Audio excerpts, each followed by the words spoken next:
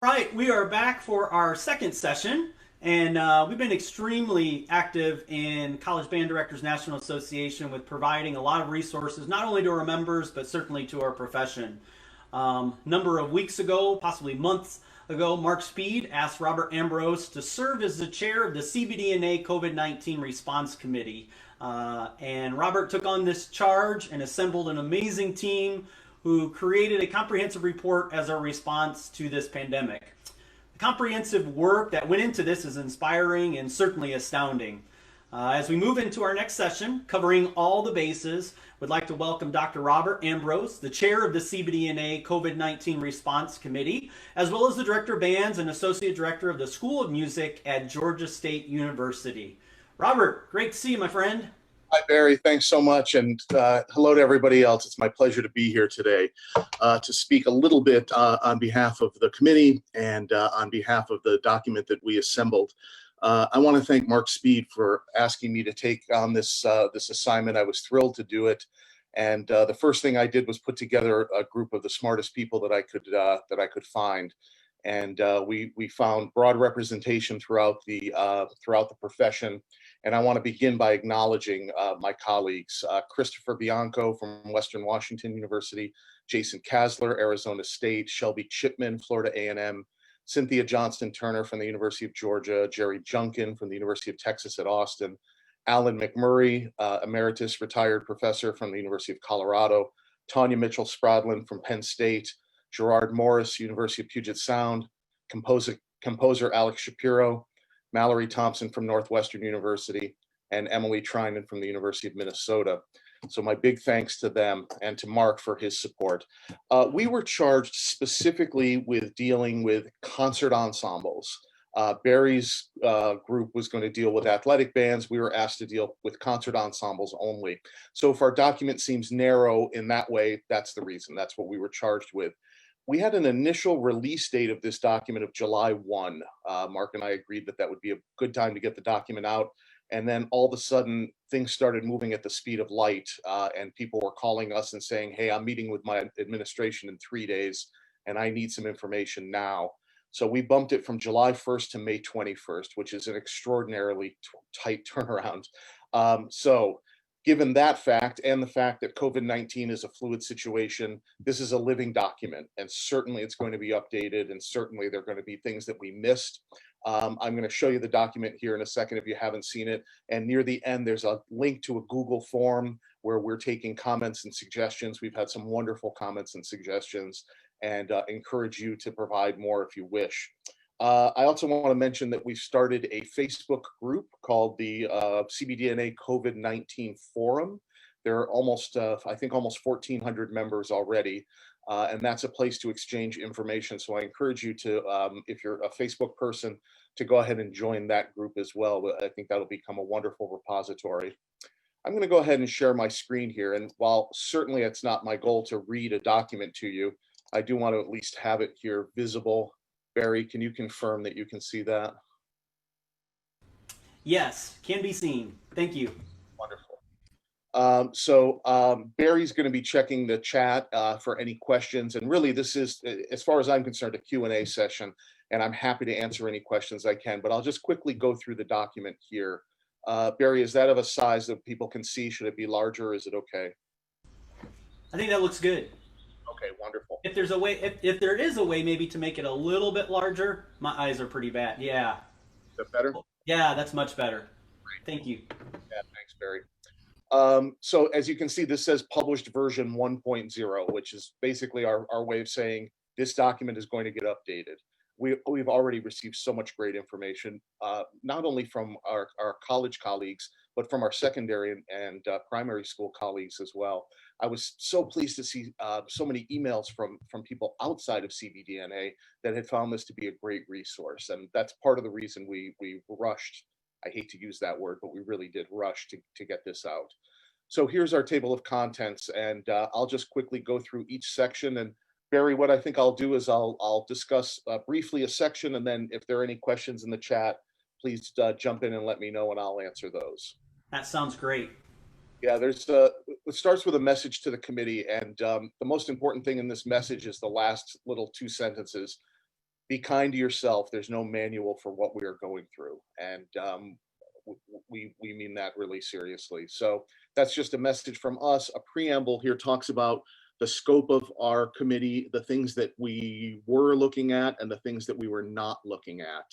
For example, athletic bands, applied conducting, classroom conducting, those things we just didn't, we weren't charged with dealing with. I did want to point everyone's attention to the last paragraph of this section, where it says, while CBDNA serves bands in higher education, the organization holds a holistic view of the field and our indelible connection to primary and secondary school ensemble programs. This document will be publicly available, and we hope that it will be of assistance to our elementary, middle, and high school music educator colleagues. And we feel strongly about that. We're all in this together, and we're going to emerge from this stronger when we do emerge. So are there any questions, Barry, about the preamble? No, the only question that came up, and I know you're going to cover this, is just where this document is actually housed. Yeah, why don't I cover that right now so that people, if they want to, can follow along separately on their own. It's Great. on the CBDNA website, which is I believe cbdna.org, if I'm saying, is that right? Yeah, cbdna.org. And then there should be a link to it right from the front page. If you scroll down just maybe 2 scrolls, you'll see a picture of a coronavirus that's become all too common. And it'll say CBDNA COVID-19 Response Committee Report. And you can click read now, and there it is. Section 2 is a large ensemble advocacy statement. There are several advocacy statements for large ensembles floating around, but we didn't look at any of those and created our own, and then looked at others after. And it's funny, anecdotally, we had heard there are so many of these statements, but they were not very easy to find, and we didn't find that many of them. So we wrote our own here, and we hope that that could be of assistance. At the bottom of that section, you'll see a link to NAFME Arts Advocacy Statement. They wrote an overarching arts advocacy statement, and CBDNA endorsed that statement. So between what we wrote and NAFME's and others that you can find, perhaps that might be of value as you approach administrators if you find yourselves in compromised situations at all as we head into the fall. Barry, anything yet? No, nothing else. But I did go ahead. I know, Robert, you talked about where it's housed. So I put that link just if you're following along on the chat. So those of you that want quick access to that, just click on that link and that will pull that up to what Robert is viewing right now. Wonderful. Thank you. All right, next section just basically talks about very, very briefly about the science and the 2 studies. And I know that our 2 scientists just gave a very detailed explanation of that, so I won't even take a minute to go over that. Mark Speed handled the science of the end of things, and we didn't so much deal with that, but we did want to have 2 paragraphs. I don't know if this came up. I caught just the very end of the last session, but Mark has raised about $214,000 in about 2.5 weeks, which is absolutely extraordinary. And I don't think we can thank him enough for what he's done. I mean, that's unheard of, to raise that kind of money and move this study along so quickly. So thank you, Mark. Questions so far? Nothing? Okay, moving on to instruction models. There were a lot of considerations that came up, and of course we didn't get to all of them, but a few things here that we thought were super important that needed to make it into the document were things about health and wellness, space and physical environment, programming and repertoire, teaching and instruction. One thing I want to say about space and physical environment, at this moment, our director of our School of Music is working with our physical plant people to get the dimensions of several large spaces on our campus, not just our own music spaces, but others. We're going to try to stake a claim for as many big spaces as we possibly can, knowing that at the end of the day, if the administration decides they need it for classroom space, then they'll take it. But nonetheless, we're working super proactively on that, on identifying large spaces and getting to them. And one thing I wanted to mention, and I'm sure Shelley and the other scientists spoke about this in the previous hour, it appears that you're considerably safer outside than inside. So those of you on campuses that do allow for any kind of outside rehearsal or performance, that might be something to think about. And one thing that isn't in the document, but I'll just mention anecdotally, is our percussion professor at Georgia State is a big new music guy, and he and I are currently looking for pieces that were composed to be performed by large forces outside. And we've already identified a few. In fact, one of them by Oliveros was intended to be performed outside on a college campus. So, man, what a great opportunity there to build some community and do a performance on your campus outside while keeping people safer than if they were inside. So there's some considerations there for general health and wellness, space and physical environment, programming and repertoire, and then teaching and instruction. We mentioned here that in addition to this document, we've provided a database of resources for remote teaching. That's in Appendix 1, and a sample list of chamber pieces of varying difficulty.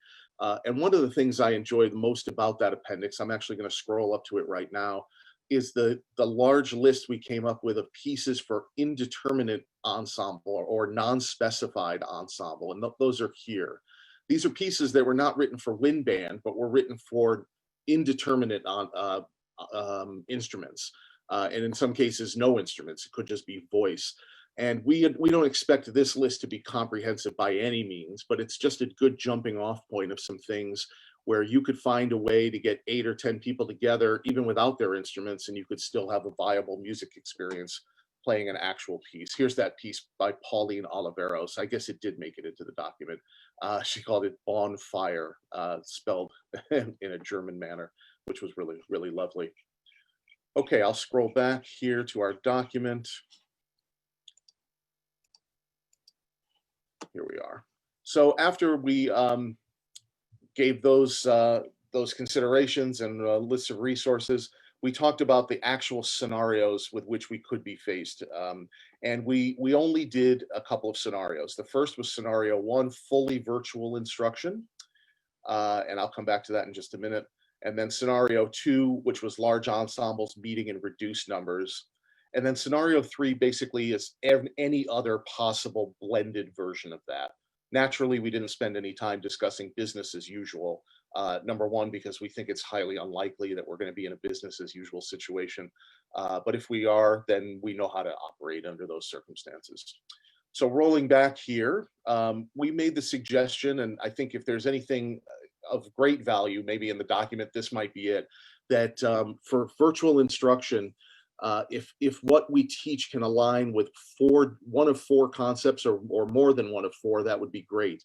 Teaching concepts that align with the stated learning objectives for the ensemble, or what we say in the document, class, teacher reinforced musicianship, teacher reinforced musical entrepreneurship, or build cohesiveness in the ensemble on campus or throughout the larger community. So then we just gave some suggested assignments, and I want to make sure I say this.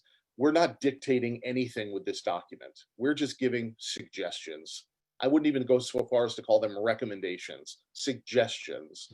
And we've gotten so many great additional suggestions from people that I think version 2 of this document that should go up probably within the next couple of weeks is going to be even more robust. So when we update it, I'll send an email to the whole membership letting you know that there's been more added. But here are some suggestions: performance assignments for individuals or groups, for small groups or groups, additional assignments to enhance ensemble musicianship, entrepreneurship assignments, teaching and outreach assignments, community building assignments, and then possible assignments for non-music majors or multiple majors. And we know this section is not as robust as we'd like it to be. So some of our folks who do a lot of teaching with non-majors are helping us to build that section even better for our first revision. Scenario 2 talks about large ensembles meeting in reduced numbers. And our recommendations there, or suggestions, basically involve consulting lists of chamber pieces or considering collaborations with composers or composition students to create new compositions for flexible instrumentation. I should mention, I'm involved in a project with 10 composers right now who have committed to writing, they hope, between 10 and 20 minutes of flexible instrumentation, music with a deadline of July 15. And some of those composers are Frank Kelly, Eric Whitaker, John Mackey, some of our more prolific band composers. So we'll provide some more information about that soon, but they're committed to writing something so that if there's 4 flutes in a room, you could play it. If there's a flute, a tuba, a bass drum, and a guitar, you could perform it. Any combination of instruments, including piano and guitar in many cases. Scenario 3 talks about blended scenarios. And in this, I took the time to speak with Eric Rombach-Kendall from the University of New Mexico, and he explained how he's building a curriculum that can switch from virtual to in-person or vice versa on a day's notice, instantly. So I laid out what he was doing there. We laid out what he was doing there to help you see that. Finally, conclusions and next steps. The 2 important things here where we say, let's stay in touch. There's a Google form here where we would love to have your suggestions and comments. And as I say there, we say it's a living document. And then mentioning again the CBDNA COVID-19 forum. If you're a CBDNA, if you're a Facebook person, go ahead and join that group, and you'll find, I think, a wealth of information there as we move through this together. Then our appendices. The first is a database of resources for remote teaching. I want to thank Tanya Mitchell-Sprodlin, who took the lead on this, and Alex Shapiro, who joined her near the end to get it in a nice order that made sense and was easy to digest.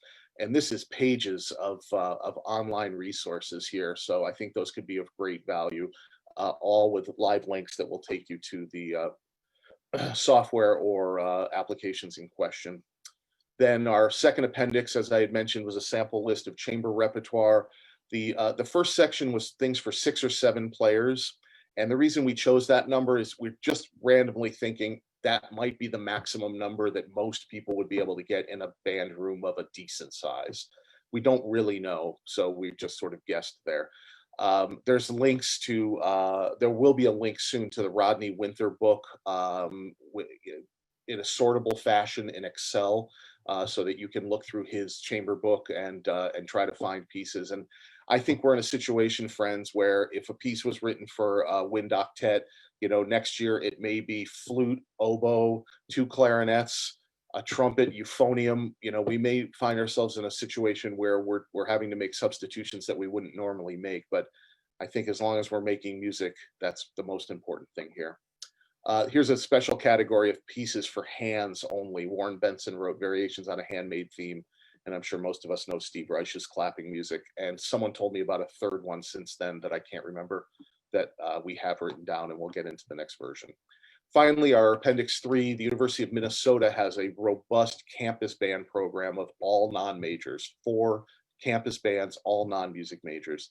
And they gave them this little survey and asked them some questions about what kind of distance learning things they would want to do if given the choice.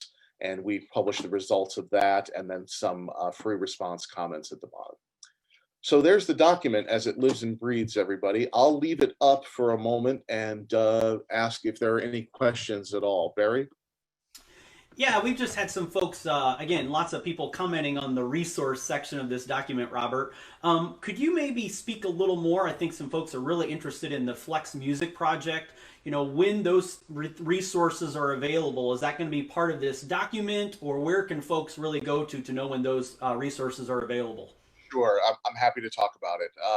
And I'm a little uncomfortable because I don't want to feel like I'm a marketing machine for this group of composers, but we just happened to get together, this group of 10, and we saw a problem, and we wanted to solve this, or solve is a strong word, and it's the wrong word. We wanted to help provide repertoire that could be performed by school bands and college bands in the fall.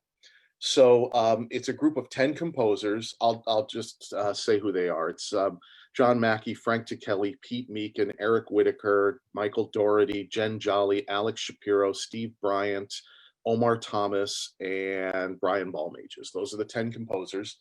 And they have committed to writing music for flexible ensemble. And what's interesting is they're all sort of going about it their own way. We've talked about July 15th as the time where they need to have some body of music available. we will have a very simple website that's just a landing page, and then a Facebook page. And the goal with this group is twofold. Number one is to create some repertoire, and then number two is to try to help and encourage other composers to do the same thing. So they are going to provide a resources page on the website that actually shows the templates that some of them have used to create these pieces. Frank Kelly in particular is going to share a lot of the things that he's been using to compose to try to help other composers. And by setting up a Facebook page, we're hoping that that can help amplify the voices of other composers too. This group of composers does not want to corner the market. They don't want people to only buy their music at the expense of everybody else's music.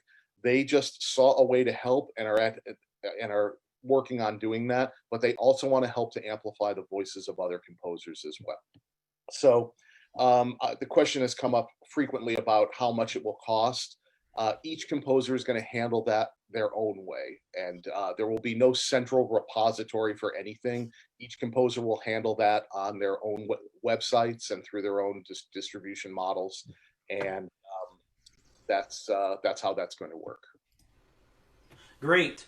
One of the things, and this was not a question yet, but I think some folks are going to be interested in this. If there are recommendations of things that people are doing out there in our profession, what is going to be the best way for them to communicate with you, the committee? Should that be through the Facebook group that you talked about, or is that going to be a different platform that you'd like them to share that information? Sorry, Barry, just at the very beginning, you said I didn't catch on my end. It might have been my internet. Could you just... No, it's probably Illinois internet, so I apologize for that. So looking at that, looking at the best way of communicating any things that people are doing in our profession to contribute to this document, so we can share that with the profession. What's the best way to do that? The Facebook group or an email? Yeah, the Facebook group for any knowledge sharing or any questions, or if it's just a comment or a suggestion about this document for the committee, that Google form that's listed at the end of the document. Those are the two best ways. In fact, I just had one of our colleagues email or message us through the Google form about a very specific question. And I said, well, I could give you an answer from my perspective, but if you want an answer from 1,300 potential people, let's post it in Facebook. And he happened to not be on Facebook, so I posted it on his behalf, and I'm hoping people will go in there and answer. It was related to how people are handling auditions in the fall. And if you read the document, you'll see we talk very little about auditions, but the main thing that we stress is equity in auditions. We have to make sure that we're being equitable in whatever way we decide to do them. Great, great, thank you. A couple questions here, and this may be a curveball, but I know your involvement with your School of Music there at Georgia State is extensive as well. So is there anything that you can speak to or share to with the concept of NASM and their suggestions for schools of music? Do they align in any way with those of CBDNA as we're looking for some of these solutions? Yeah, it's a great question, and total disclosure, I simply don't know. We just didn't have the time to even look at their document, and we will. I saw that question in the chat, and I made a note of it here to look and see how we might be aligning with NASM. Certainly, that would be important if we had the chance to do it. And I hope I don't sound like I'm making excuses, but we were moving at light speed. No, I know you guys have done extensive work in a very short amount of time, and that's something, again, hope folks realize that we're all under some serious time constraints, and I know part of your committee and your drive to get this done was due to so many states starting to make some declarations of what was going to be happening at the public school level, certainly at the as well. So thank you. One of the things, we go back to the flex music, some folks are obviously concerned about budget and resources. And I know this kind of merges two questions here. Robert W. Smith is working on some things with regard to copyright and how we're able to adapt some chamber music and other arrangements that are out there. So maybe speak to that. And then anything with regard to the group of composers that you're working with, as people look at limited resources, that being money, is this going to be something that if they have these pieces already in their library, that getting this adapted piece that they're going to have access to in some capacity? I mean, what do you know about that? And I know we're asking some specific questions that we're working through these details currently. Sure. Yep. I'm happy to speak to both of those things to the best of my ability. Robert W. Smith gave me a document that showed that NFHS, National Federation for High Schools, James Weaver is our contact for that, and NAFME had worked some arrangements, maybe even contracts with some of the major publishers about licensing and synchronization for online performances and things like that. What the document he sent me said that those all expire on June 15th. So I called Robert and said, so what's the future look like? And he said, we're working actively to try to get them renewed. So Robert can provide more information about that. But the goal is to be able to work with publishers to see if they'll allow for online distribution of parts, posting of videos, things like that. So that's what I know about that end. Great. Yeah. Other initiative, and I want to make sure I'm not using too much of this time to talk about that. So I encourage people to email me, robertambrose@gsu.edu. I just don't want this to become a marketing thing for that initiative. I want to be very careful of that. But I will mention this. Each composer is going to handle the finances in his or her own way. That's the official statement from the group. I can tell you from the conversations that we have had, the composers are aware of the possible restrictions, and they're all sensitive to that and want to find ways to make that work. I can't say any more than that because I would be speaking out of turn, but they are well aware that people are going to be entering next fall with no money at all, no budgets. And I've heard them say, at least some of them, we'll find a way to make things work if we can. So you would have to just speak with those composers individually. And we'll have a website as a landing page and a Facebook page. And I think by July 15, you can assume that they'll have some music available, and they'll let people know in their own way. We're not a marketing machine. We're just trying to help a little bit. So. Absolutely. Thanks for that information. And for those of you that have some more specific questions about that, Robert Smith will be joining us tomorrow for one of our sessions. So there will be a little bit of time that you could ask him some specific questions about that if he's available to do so. And I know some of you are asking about the marching band side of things, so I'm going to just speak to that real quick. When we're looking at funding, Varsity is putting together a free halftime show, and I want to use that term halftime show pretty loosely. These arrangements, and Robert Smith and David Starnes are going to be joining us to talk about this further tomorrow, so I don't want to steal their thunder too much. But again, there's going to be free arrangements made available by some pretty amazing arrangers and composers. There'll be visual staging, there's going to be guard choreography. So for those of you that are worried about budget, there are going to be alternatives out there. And I think, Robert, I don't know if you want to speak to that anymore as well, but I think the thing that we all have to kind of pay close attention to is our ensembles may look drastically different, regardless if we're talking concert ensembles, the marching ensembles, than what we typically, view these ensembles to be. And I think that's something we all have to wrap our head around, that based on, location, where we are, as we've talked about earlier on in the session, this is all going to be dictated by local decisions, by either our state government, by our university officials, your school administrators, about how we proceed forward. Now, we can help educate. And again, I know Robert was very careful, and I agree, we're not creating policy here with any of these items that we're sharing. We are creating, suggestions or options, if you will. And I think options is probably the safest word to go with. So, I don't know if you want to add anything else to that, Robert. No, I mean, I can just say this. I think there's a lot of goodwill among composers and towards helping band directors get through this, and not for selfish reasons. The composers I've spoken to, many outside of this little group I mentioned, they're not worried about, well, if there's no composers, I won't have a job. They're just, if there's no school bands, I won't have a job. They're worried about the future of band music and want to be helpful. And I think there are a lot of these initiatives you're going to start to see of composers writing music for flexible ensemble. And we just hope that the group that we've put together can help amplify those voices and get the word out there to as many people as possible. I do want to just say one other thing, and I think I'm probably used my time. We heard anecdotally from someone yesterday that school system has decided, high school, they're going to have 8 students in a class. This is the the suggestion moving forward. 8 students in a class, and that's it. And they will stay in a classroom for the whole day, and everyone will rotate into the teachers will rotate into that class. And students will go to school for 1 day a week and be home the other 4 days. So there'll be 8 students in a class. Everybody else will be virtually engaged in some manner. So as I think about that, I think there's no space for large ensemble in that, unless you can convince the principal to choose those 8 people based on the instrumentation of your band or orchestra. I don't see a place for that. Now, I haven't fully thought it through, and I only got that information yesterday. But if that becomes a trend or the norm, that's going to be really challenging for us to try to find a way to fit into that. So that's why we're moving quickly. That's why we're trying to get as much information out as we can, and are so pleased to see so many other people moving in concert with us. Great. Thank you, Robert. Appreciate all of your leadership with, the document, and obviously all of these other resources that are going to be available here soon.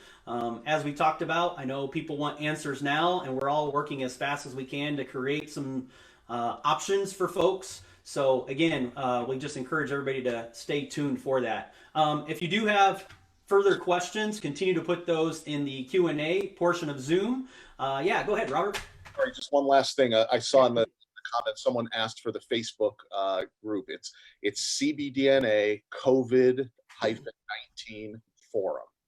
And it was set up, and this was probably, we probably shouldn't have done it this way. It was set up as a private group, so you actually have to ask, but everybody gets in, but it may take, a little bit of time before you're responded to. But CBDNA COVID-19 forum.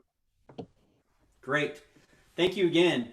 And so as Robert shared, this document is very extensive considering the time that it took to create many of these options along the way. And as he shared that this is going to continue to be a living document. So Robert also shared that part of our task within the athletic band committee was to work on options for our friends in the marching arts or marching band, athletic bands, whatever you may call it, wherever you may be. So we are currently working on that document, and we hope to be sharing some of those suggested guidelines in terms of the safety and well-being of each of our students, and then a variety of scenarios. So I'm going to share a little bit of a presentation that I have here just so we can take a look at some of these items.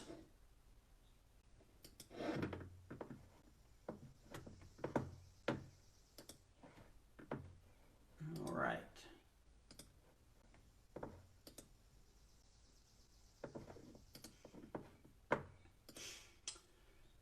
So this may be a stretch for some of us. And, in the CBDNA document that Robert and his committee put together, they've got a variety of scenarios. And we've gone maybe too specific with this, but we wanted to make sure that we were going to be pretty thorough with 6 potential scenarios that we could be looking at within the athletic band, marching band arena.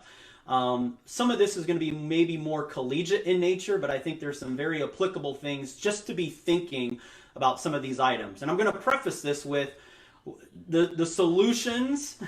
Again, that's a interesting word because I think we want solutions. That's not what this document is going to include.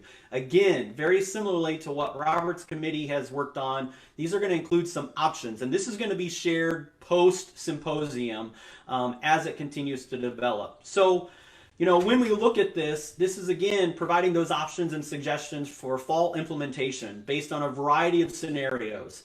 And as we get into these scenarios, again, I want to stress each of these scenarios may not pertain to each of your programs. Each state is opening up and following very specific guidelines by the state government. Some people are still locked down, depending on what state that you live in. So I think those are some very key things just to keep in mind as we look at each of these scenarios. So scenario 1, we're going to look at this. And again, from the marching band perspective, we're going to be in remote learning, virtual learning, e-learning, whatever you want to call it, in the fall without football, or football without band in attendance due to social distancing stadiums. And again, when we look at this is something that is going to be very, very key, that many of you have concerns about job security. Well, if I don't have marching band, and that's a big part of my job, what am I going to do in order to keep my job? We get that. And that's what part of this document is going to share those options along the way to make sure that you're keeping this very viable. And so what does that mean? Well, there's a lot of institutional knowledge that is passed down from our students from year to year. And if we take a break, and this goes very similarly to where we're looking at our beginning band programs, if we take a year off for recruiting our beginning band students, that's going to have everlasting impact. That's going to have an everlasting impact not only in the year or 2 years that follow, but for many years following based on the middle school, high school, and then eventually collegiate programs as well. So we're going to be providing options. It's going to talk specifically about ways that you can keep your students engaged if you're completely in a virtual situation. And again, I'll review this again at the end, but this is going to be a very collaborative effort, very similar to what Robert's committee has done. You know, they've laid the framework, they've laid an extremely specific foundation, and they're opening up for further feedback and contribution. And that's, again, as Robert talked about, it's to help. It's to help people, it's to help programs, and that's why these things are being developed. Scenario 2. When we look at scenario 2, this is an area where we're again going to be in remote learning in the fall with football, but a limited band in attendance at games. We've heard this already throughout the country that many officials in our athletic programs, high school and college, are looking at how to use social distance in a stadium. And many programs have gone through and they've measured 6 feet, left to right, front to back, and figured out how many people can actually fit in their stadium, again, high school or college. Now, with regard to that, does that apply to our marching ensembles? Is 6 feet going to be far enough? And as we've heard from our scientists this morning, our mechanical engineers, you know, that's something that these studies that are taking place are going to provide us hopefully more answers to know, is that aerosol dispersal, you know, at 6 feet apart going to be okay outside? The last thing that any of us want to do is to put ourselves, our students, our program in danger. And this is not to scare anybody. This is just, again, to make sure that the scientific data and findings are going to help back our plans for the fall, whatever you choose to do. So I think this is a key one that we look at as well, because many of us may find ourselves in this situation. And how do you put a halftime show together if you have a limited band? Those are things to consider as well. So we're going to be, again, continuing to work on those options, and many of you may be working on those items or plan of attack already. Our third scenario, start remote learning in the fall and then move to face-to-face instruction later in the season. So for many of us, in terms of as we plan and prepare things, that may mean there is no band camp. There is no preseason camp at all to work with our incoming students and our returning students.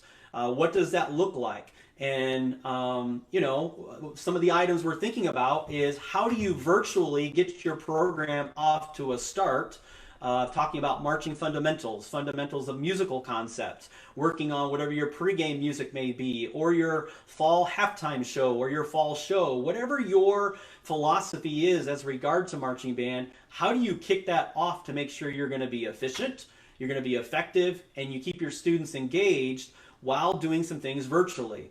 We all know, well, I should say we all know, but if not, you're going to know now, we cannot rehearse our musical ensembles at this point through a Zoom conference call. The lag time is just too significant. But we can do some things on an individual basis and break some people up into sections along the way. And if you have a staff, work with those folks to, you know, host some of those Zoom meetings. If you don't have a staff, that's going to be obviously the me, myself, and I concept that you're going to be working with those sections, but you can model some of these things and have your students play back. And again, obviously these things can be relatable to other mediums and other ensembles outside of the marching area. So again, scenarios to be thinking about as we journey through. Scenario 4. You may be starting face-to-face instruction at the beginning, but there's not going to be an opportunity to have a band at an athletic event or any audience at games. And again, as we get into these 6 scenarios, you can see that there's going to be some overlap with these previous scenarios, but we're talking specifically to some things as well. This is again about keeping our students engaged.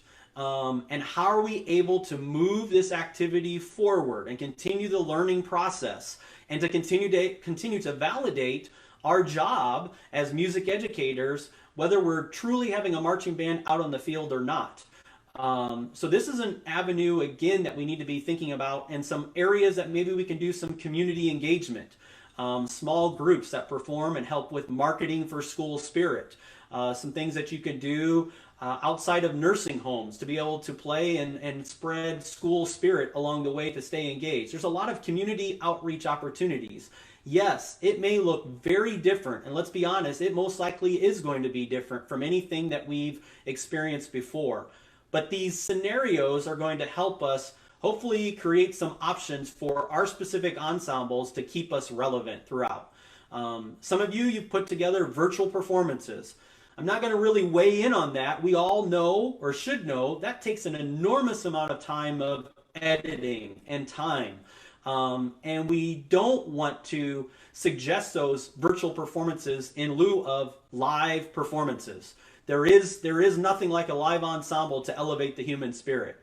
That's what it's truly about. You can't do that through a Zoom conference call. So again, we want to be very careful in our profession that we don't try and put a bunch of virtual performances out there, but these are items, again, that we want to make sure that we pay close attention to. Two more scenarios. Scenario 5, face-to-face instruction in the fall with limited band attendance at games. So again, we kind of talked about this with the remote learning with limited band, but now we get to do this face-to-face. So this is probably closer to what we're used to doing, except it's going to be with a smaller contingent of our band. Maybe it's breaking our bands up into mini band components based on instrumentation, so the quality and sonority of your band is the best it can be with a group of, don't hold me to this, but a group of 15 to 20 people if we're outside. Those are things, again, to be thinking about. How can we put some performances together, if that's what we're asked to do, to service some of these athletic events, our school events, community events, and still keeping our students engaged. Our final scenario, as we look at this, is business as usual, game on, and we know what to do. Obviously this is the most ideal situation that we all could hope for. But as Robert suggested, this is an area that most likely we're going to find that this is going to be different. It's going to look different, it's going to be different, and it is up to us as a profession to be creative. And when we're being creative, that we're still keeping musical concepts and marching concepts at the heart of what we do. How do we continue to build ensemble skills in a very different ensemble situation? And as Robert shared, that situation of having 8 students in a room, that completely negates some of these things that we're talking about right here. But are there still ways to keep engaged with our students along the way? So those are our 6 scenarios. As we look at this, our athletic band document or marching band document is going to continue to be a living document. It's going to live on the CBDNA website. We will share that with, again, the variety of groups out there. It is not exclusive to CBDNA members. But again, these are going to be options that are continuously evolving based on your contributions, what's working, what's not working, and this is going to be a very much of a team effort. We're not trying to be the experts here, and I know Robert would say the same thing. We are just, again, putting some of the greatest minds out there, and we know there are many others out there as well that can contribute some wonderful information to this. And that collaborative effort is, I think, the way that we're going to continue to stay engaged with our students. I keep saying that, but that's such an important part of our activity, and continuing to make sure that our activity is relevant. So those are some of our 6 scenarios we're working on. And like I said, that will be a shared document that we'll be pushing out here post-symposium. And this will be in addition. This is not going to try and duplicate or replicate any of the information that Robert and his committee has put together. It's going to be very complementary to that, but focusing specifically on the athletic band side of things. Robert, do we have any questions at all, or? Sorry, I was muted. It looks like Mark Speed's been doing a great job of clearing the questions. One that I noticed, I think Mark answered, but maybe you can just answer for everybody, is will what you just presented be available digitally as a PDF? Yeah, everything that we have available based on the presenters, we're going to be sharing a shared folder link with everybody that's participated, and we'll make that publicly available through the CBDNA website. But again, we'll get that out to the variety of social platforms as well. So that goes for all of our presentations. And I'll speak to if our presenters are willing to share the recordings. We have those recordings that we're making of every session today and tomorrow. And if they're willing, they're giving us permission to share those. We're going to put that on a newly created YouTube account through CBDNA so people can review those items post symposium as well. Great, Barry. I just added an email address that I set up for COVID-related things in the chat there, covecomchair@gmail.com. Before you laugh, try to find a Gmail address that's not taken already. Yeah. That's separate from my university email, and it's just easier for me to sort through things. So if anybody has any questions, of course, you can email me at my university address, but this one is better if possible, covecomchair@gmail.com. Great. And see a question from, again, the good Professor David Mills at UConn. Yeah, David, yeah, if you want to email me, I have not created a Gmail account like Robert has. He's far more intelligent than I. So thank you for doing that, Robert. But yeah, feel free to email me, B Hauser, and that's Houser, not the old German spelling, bhauser2 at illinois.edu, and I'll put that in the chat as well if you want to contribute to those scenarios and some of the things that you're doing. Again, I can't iterate, and I don't want to speak for Robert, but I know he feels the same way. It's not us trying to dictate policy. This is something truly that we're, again, just sharing the resources that we have access to, and everyone is included in those resources. So we hope that that's something that will be helpful to folks along the way. Barry, a question just came in. How is everybody dealing with inventory? Instrument cleaning has stalled here in Michigan as all the repair shops are shuttered for the time being. Uniform distribution is going to be a kick as well. Yeah, and so part of this, we're going to have a session following the break lunch hour. Depending on where you live, it may be brunch hour. But as we look at that, that's something that creating a safe space, we're going to have a couple of clinicians that are going to be sharing that expertise about instrument care. We know that a lot of instrument companies have been shut down, especially repair companies and uniform companies as well. I know some of you are in the midst of purchasing new uniforms, and those facilities have been locked down. We've got Demoulen here in the state of Illinois, and they've been locked down for a while, and many other uniform companies as well. So those items, that's going to be a piece of the puzzle that we have to think about as well. I mean, there are so many layers to this that we need to constantly be thinking through those things, and it's not going to be business as usual. We're going to do our best to make sure that our students feel that it's business as usual, but these are items that, again, continue to bring those to these open forums and these conversations, and together we'll create some options along the way. Barry, one more. What contact have committee members had with athletic directors, and how are they including bands in their assessments for the fall? Yeah, that's a really great question, and I'll speak to personally. We've got some contacts in the NCAA, and I know many of our colleagues out there. You've got great relationships with your athletic directors. Many of you, maybe you don't have that access, and that's something that maybe this is a time to start to build those relationships. I know in the Big Ten, our athletic directors are meeting every morning at 7:45 in the morning with their Big Ten commissioner. And they're speaking through a great deal of how the Big Ten is going to respond to things. And I'm sure many of our other conferences are out there having those discussions at some level.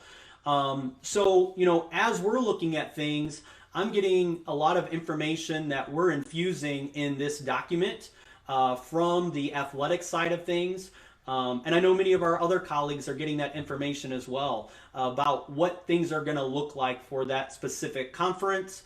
But again, and I don't want to keep this focused on the Big Ten. It's just the experience that I know. We've got 14 schools in the Big Ten, which, go figure that one out. I'm still trying to, think about that. But out of those 14 schools, 11 of the 14 are in different states. So even if the Big Ten ruled in a specific fashion, it ultimately comes down again to our state governors and local officials making those decisions. So I think it's just, again, we can get a lot of information and feedback from our colleagues in the athletic world, from our conferences, but there's still going to be a lot at the end of the day that we're going to hear some, um, you know, the ultimate say is going to come down to the local officials, which will, I think, have a little bit of an impact of how we do decide to respond to all of this. Barry, didn't I see where Michigan's president said that if they are online, there will not be football on his campus, right? Yeah, yeah, and I think that was after too. I know we're going to have John Pasquale on here a little bit later, but I think that was following their head coach made a statement that they're going to play no matter what. And so I don't know if that was specifically an answer to that. I'm not going to get involved in that brawl by any means, but maybe Dr. Pasquale can shed a little more light on that when we have him on the call a little bit later. Yeah, Mark. Um, this has been a great session. Thank you, Robert and Barry. I do want to point out what CBDNA can and can't do. We are gathering information on behalf of the profession, and we're trying to do it as best we can. What we can't do is save individual jobs. If individual programs are cutting music, there's really nothing we can do about that. So you're going to have to be your own advocate in those situations and work with your local folks, whoever is making those decisions. We as an organization just simply don't have the resources. We're all volunteers here, and we don't have that reach to save jobs. But we do have our advocacy statements and our guidelines at various places on the website that can be used to justify your own position in your own local situation. But I just wanted to make clear that we do not administer policy of any kind like NASM might or other organizations. We are simply a collection of college band directors working for the common good. Great. Thank you. And Robert, thank you once again for joining us. Really appreciate all the work that you've done. And again, if you've not looked at this document, you definitely need to. There's just a wealth of information and some really helpful resources. And again, that's housed on the CBDNA website. You can do a search for that. We put that link in the chat as well. And again, just tremendous information. So Robert, thank you once again. And everyone out there, thanks for joining us this morning. We so appreciate it. We're going to be back with you here at 1 p.m. Central Time. And we're going to be featuring 3 presenters that are going to talk about creating safe spaces.